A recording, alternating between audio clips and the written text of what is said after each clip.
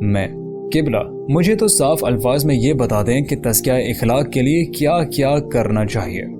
مولانا: اچھا سنیے، پہلی بات تو یہ ہے کہ 5 وقت نماز کے پابند رہو۔